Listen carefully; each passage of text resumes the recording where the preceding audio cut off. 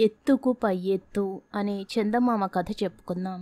ఒక గ్రామంలో సాంబయ్య అనేవాడు ఉండేవాడు. అతను తప్పుడు సాక్ష్యాలు చెప్పి అదే వృత్తిగా బతికేవాడు. ఇంకే పని చేసేవాడు కాదు.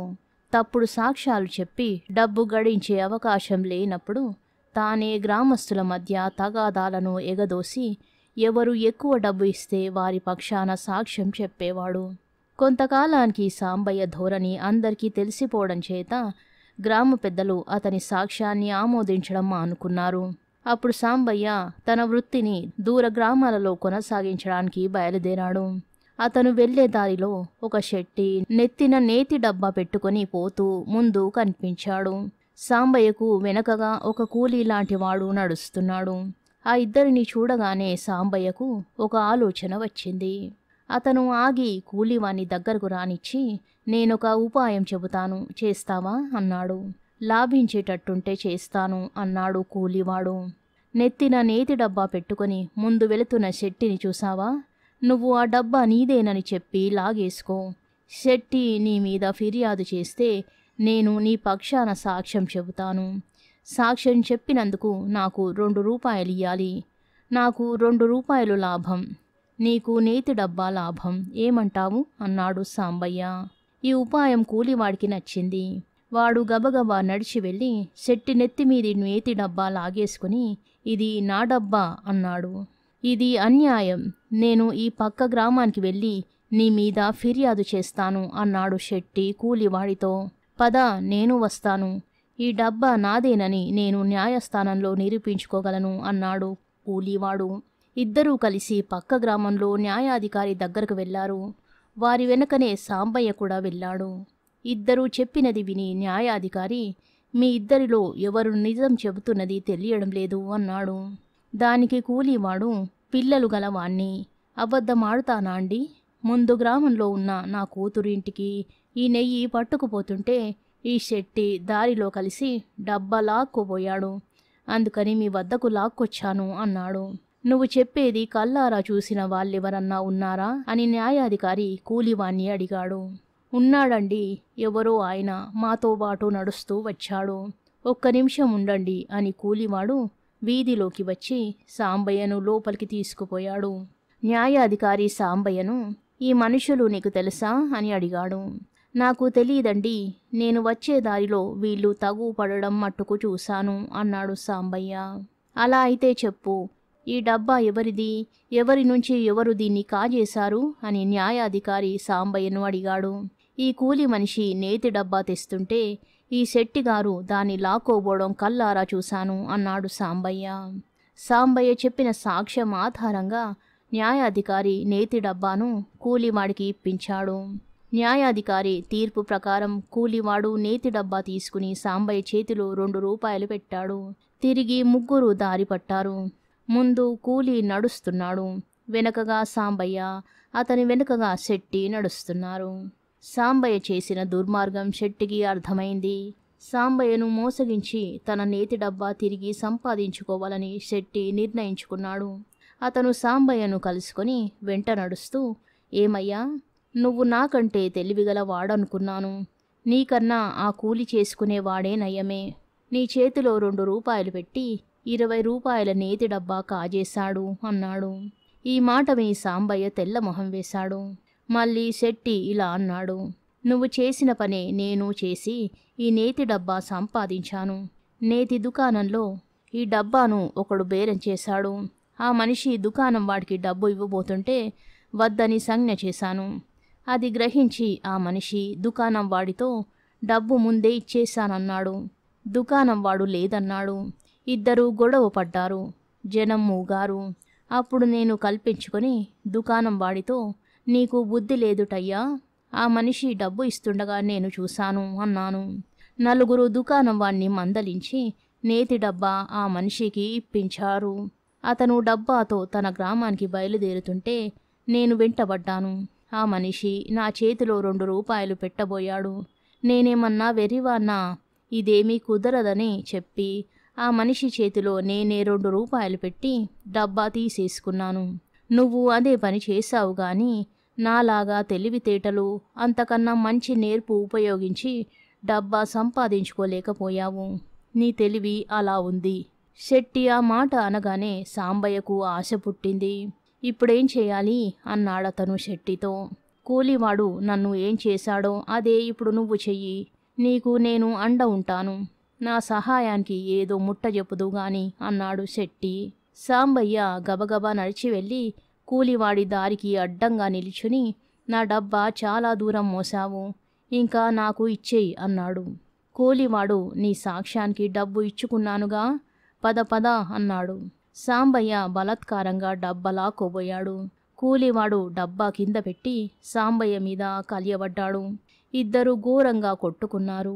ఇద్దరూ సగం చచ్చి పోట్లాట విరమించేసరికి శెట్టిగాని నేతి డబ్బా గాని కనుచూపు మేరలో ఎక్కడా కనిపించలేదు. కథ సమాప్తం. తెలివైన ముసలాడు అని మరో కథ చెప్పుకుందాం. గ్రీసు దేశంలో ఒక ముసలాడు, వాడి భార్య ఉండేవారు.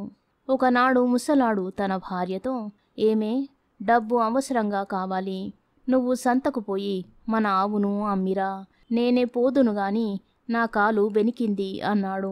ముసలిది ఆవును తోలుకుని సంతకు బయలుదేరింది. ఆమె కొంత దూరం వెళ్ళేసరికి ముగ్గురు దొంగలు దూరం నుంచి ముసలిది ఆవును అమ్మబోతున్నదని గ్రహించి దాన్ని చవకగా కాజేయడానికి ఒక ఉపాయం ఆలోచించారు. ఒక దొంగ ముసలిదాన్ని కలుసుకుని, మేకను అమ్మడానికి తీసుకుపోతున్నావా, ఎంతకు అమ్ముతావేమిటి అన్నాడు. నీకు కళ్ళు లేవుట్రా, ఆవు కనిపిస్తుంటే మేక అంటావేం అని ముసలిది వాణ్ణి కోపడింది.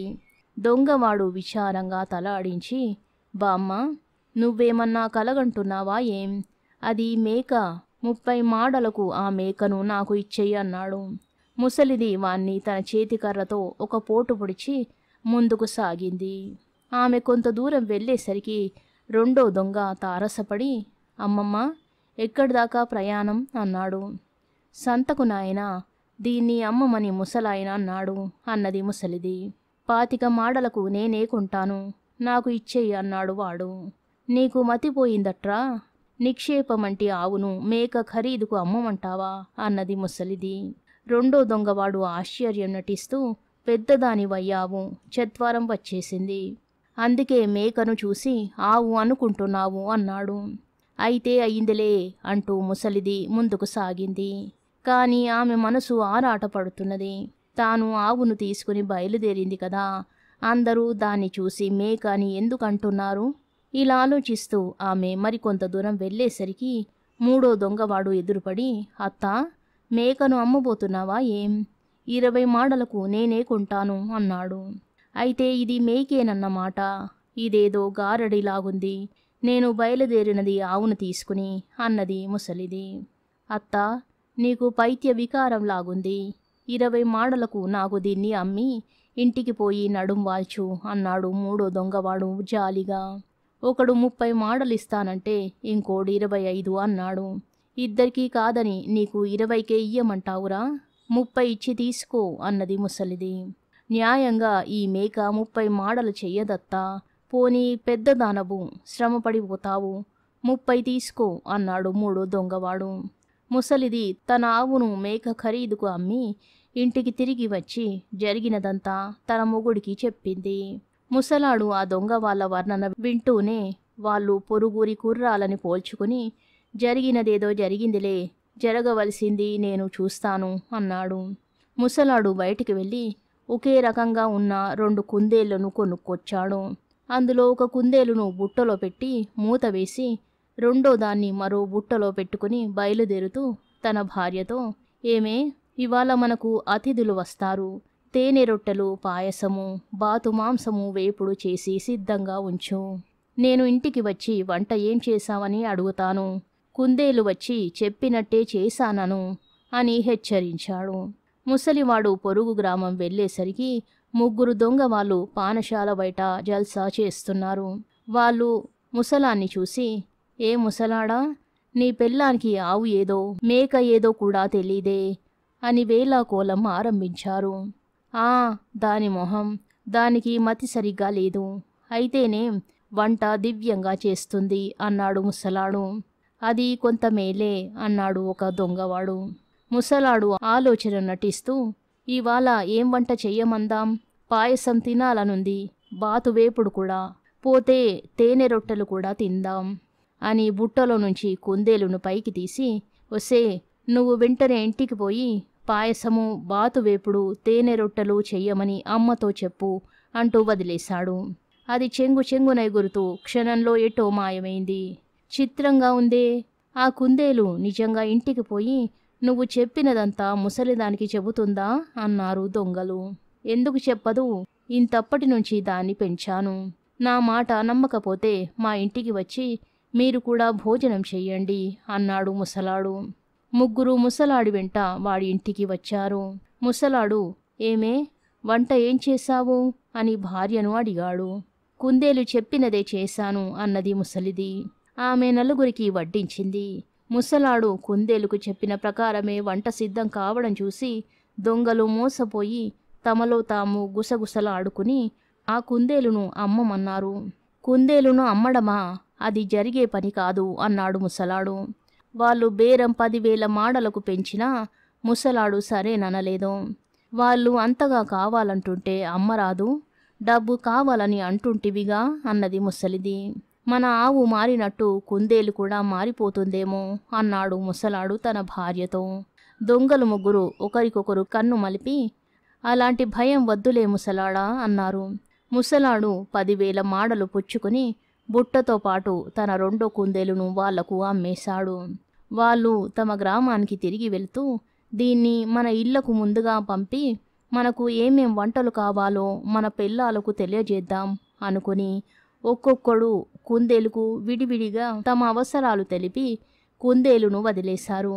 అది శరవేగంతో ఏటో వెళ్ళిపోయింది. తరువాత ముగ్గురు తమ తమ ఇళ్లకు వెళ్ళి కుందేలు రాలేదని, ముసలాడు తమను మోసం చేశాడని తెలుసుకున్నారు. వాళ్ళు ముగ్గురు కలిసి ముసలాడి ఇంటికి వచ్చి వాణ్ణి తిట్టనారంభించారు. ముసలాడు ఓర్పుగా వాళ్ళ తిట్లన్నీ విని కుందేలును పంపే ముందు దాన్ని ఒళ్ళంతా నిమిరారా అని అడిగాడు. లేదని వాళ్ళు ఒప్పుకున్నారు. అది పిడికెడు గాలిగా మారి ఉంటుంది అన్నాడు ముసలాడు. కుందేలు గాలిలో కలిసిపోవడమేమిటి, పిచ్చిగా మాట్లాడకు అన్నారు దొంగలు ముగ్గురు. ఇంత పెద్ద ఆవు చిన్న మేకగా మారగా లేనిది కుందేలు గాలిలో కలవడం విడ్డూరమా అని ముసలాడు అడిగాడు. ముసలాడు తమ మీద పగ తీర్చుకున్నాడని గ్రహించి దొంగలు వెళ్ళిపోయారు. కథ సమాప్తం. శుభం.